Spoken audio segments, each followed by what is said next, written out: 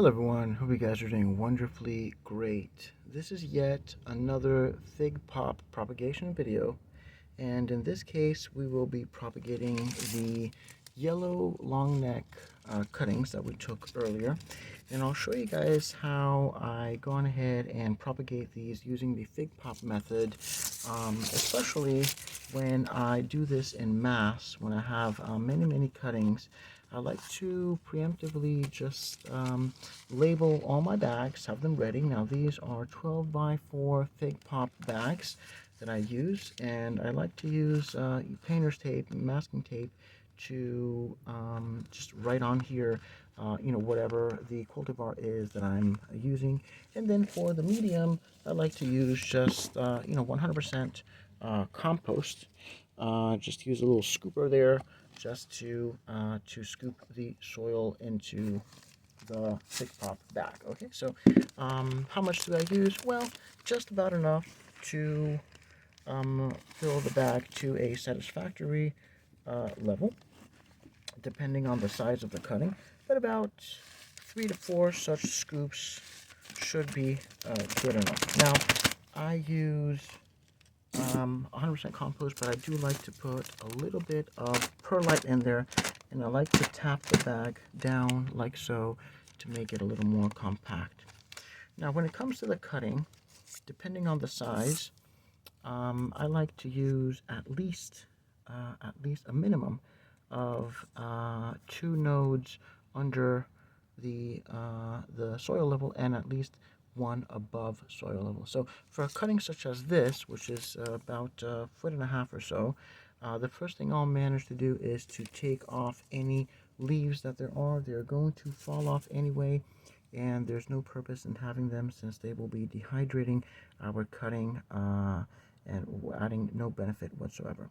So in this case, I do have 1, 2, 3 nodes, and we're going to go ahead and cut above, which is right over here. That way I get the next node ready for propagation as well. So from this one cutting, we actually took and created 2 cuttings.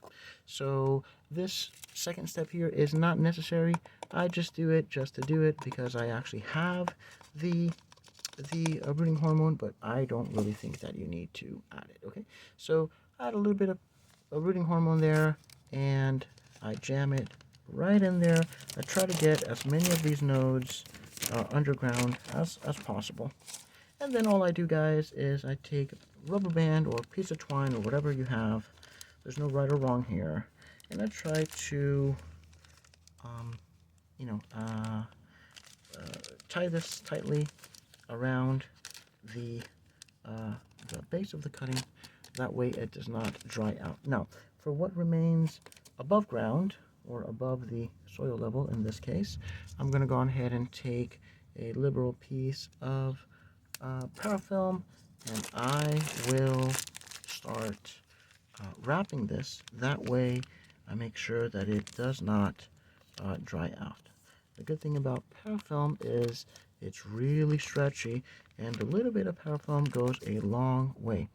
If you do successfully get growth on these nodes, then that's good, because the parafilm is soft enough to where it will be pushed out of the way, and so then the new growth can grow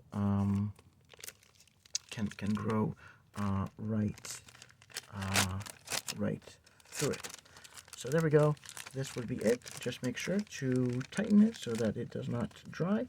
If you do need to add a little bit of water, you certainly can. Just make sure to add something that is maybe sterile, just to avoid getting root rot, if there even are any roots.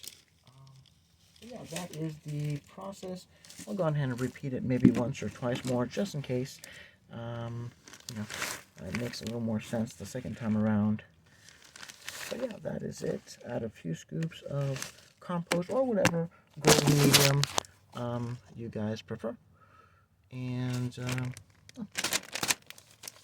take your cutting, which we've already prepared earlier, took out all the leaves, put in a generous amount of rooting hormone, jam it in there, and and put something around the base, rubber band, or some twine, whatever you have anyway. And just wrap it tightly so it does not dry out. And there you go. That is it. For the top part, we have some leftover parafilm from before, and you can go on ahead and wrap this. Now, these little bumps are actually figlets, so you can go on ahead and knock these off, okay? That way, the fig doesn't concentrate. If it does ever produce roots, and if it does ever, survive, it does not concentrate on making fruit, but it concentrates on making roots. So there you go, guys. That is the second of the 5 cuttings that we will be making from this one tree. And yeah, I'm doing nothing different than I did for the first 2. Just taking a good amount of growing medium, compost or potting soil or whatever you guys like. I found that really doesn't make that much of a difference. I've even tried growing these in 100% perlite, and it does work. The only problem with that is that the roots will be starving after you get growth. Okay, so for a cutting like this that's full of leaves, unfortunately, I have to go on ahead and strip all these leaves off. Take them all off and see what I can do. Now, there's a trick here that I want to share with you guys, and that is the base is full of these bumps, and that's really, really good because there is a lot of growth hormone here, and you are most certainly going to get a lot of roots.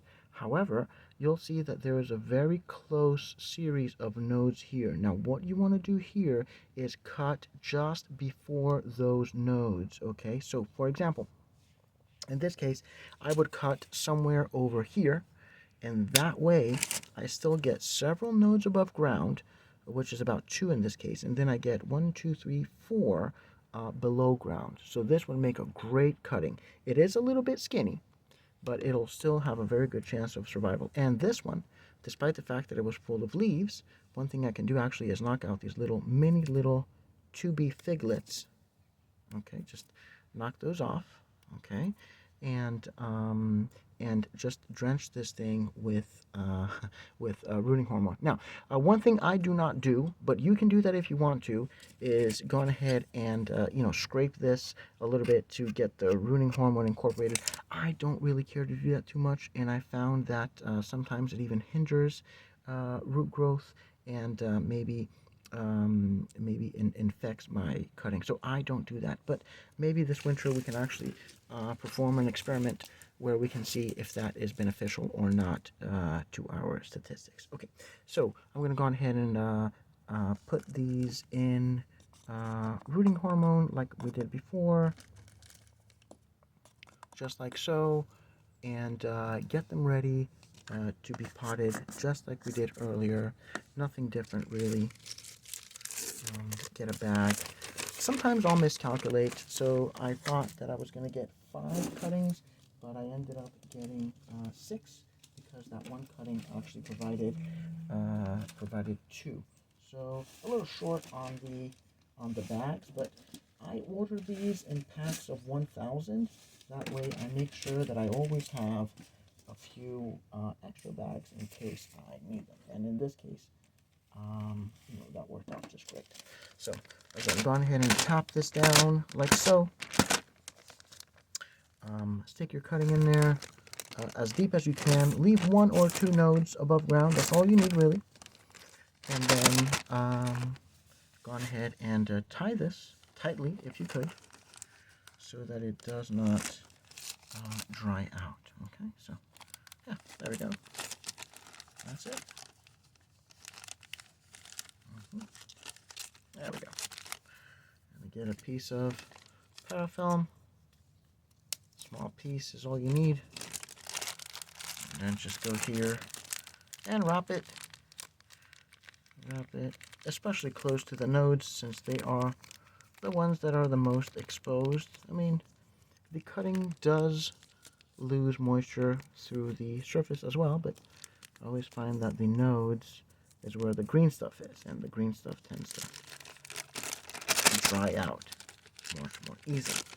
Right, so there's one, and I need to make a couple of more bags. I only have one left, but I'm about too short, so there we go, guys, just like that.